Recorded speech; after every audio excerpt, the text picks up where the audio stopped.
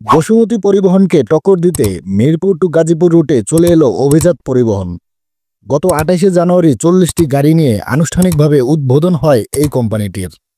আর এর সাথে মিরপুর টু গাজীপুর রুটে পতন হলো খন্দকার এনায়েতুল্লাহর একক আধিপত্য। বসুমতী পরিবহন গাবতলী থেকে চললেও অভিজাত পরিবহন চলছে মোহাম্মদপুরের ঘাটারচর থেকে।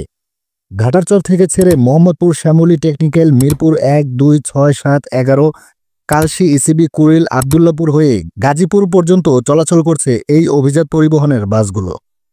জনপ্রিয়তার তুঙ্গে থাকা বসুমতী পরিবহনকে কতটুকু টক্কর দিতে পারবে এই বাসটি, তা আমরা হয়তো দেখতে পারবো খুব শীঘ্রই। ঘাটারচর থেকে গাজীপুর পর্যন্ত ভাড়া নির্ধারণ করা হয়েছে ১২০ টাকা।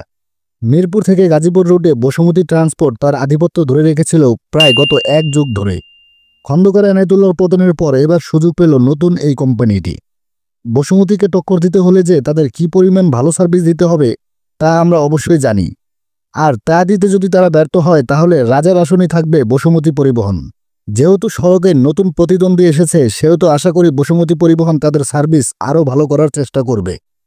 আশা করি বসুমতী ও অভিজাত পরিবহন দুয়ে মিলে সুশৃঙ্খলভাবে মিরপুর টু গাজীপুর রুটে সুন্দর একটা সার্ভিস প্রদান করতে সক্ষম হবে এবং অভিজাত পরিবহনের গাড়িগুলো আরও বাড়ার সাথে সাথে দূর হবে এই রুটের গণপরিবহন সংকট।